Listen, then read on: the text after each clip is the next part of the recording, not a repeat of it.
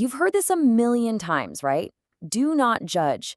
You've probably even said it yourself. But what if I told you that for most of us, we've kind of been getting it wrong this whole time? Let's take a minute and really unpack what this powerful and frankly often misused command is all about. I mean, we've all been there. Someone hits you with some criticism, maybe they have a point, maybe they don't, and what's the ultimate comeback? Hey, don't you judge me. It's like the perfect shield, right? It just stops the conversation dead in its tracks. So is that what it's for? Is it just a universal get-out-of-jail-free card for any kind of behavior? Or is there something a little deeper going on? Let's get past the cliche and figure out what this phrase really means. All right, first up, let's tackle the most common interpretation of this phrase, and you'll see pretty quickly why it just doesn't quite work. So, let's call this first one the jellyfish view. You know, the idea that we're all supposed to be these spineless, opinionless blobs, just floating through life, never making a call on anything. But that can't be right, can it? I mean, the very same text that says do not judge is also packed with instructions to be discerning, to tell the difference between good and bad. So it's definitely not about just switching off our brains. Okay, so if it's not about being a jellyfish, what is it about?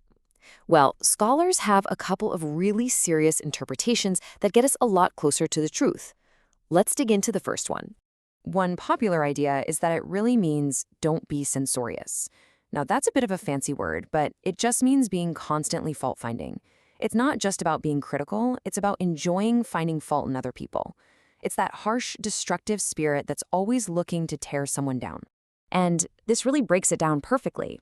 You see, a censorious spirit loves looking for faults. It's destructive, it's harsh. But a discerning spirit, well, it sees faults only when it has to, and its whole goal is to be constructive, to build up. It's about being gracious, finding that balance between truth and grace. Totally different vibe. But then there's this third interpretation, and this is the one that many scholars like Dr. Bill Mounce believe is the real heart of it. The idea is simple, but it is an absolute game changer. It argues that we are commanded not to judge persons, not their actions, but their actual character, their motives, their very soul. So why such a hard line on judging people? Well, the answer really gets to the core of what it means to be human, and more importantly, what our limitations are. And here it is. This is the whole thing in a nutshell. To truly, fairly pass judgment on another person, you would need to have all the facts, complete and total knowledge. And we just don't have it. It's that simple.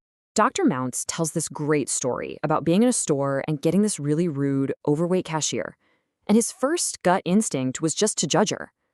But then he started thinking, what if? What if she had just lost 100 pounds and was actually feeling great about herself? What if her husband had literally just walked out on her that morning? We see this tiny, tiny fraction of a person's reality, and we think we know the whole story. But we don't. We just can't. Now, the text doesn't just drop this massive command on us and walk away. It actually gives us 3 really solid reasons why this is so important. Let's break those down real quick. First reason is, well, it's the most straightforward one. We're told not to judge simply because it's a command. It's a direct instruction, plain and simple. The second reason is something called the principle of reciprocity. Basically, it's a spiritual what goes around comes around. The text warns us that whatever standard of judgment we use on other people, that's the exact same standard that's going to be applied to us. Yikes.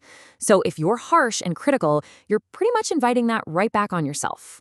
And the third reason is my absolute favorite, because the image is just so powerful and honestly a little hilarious.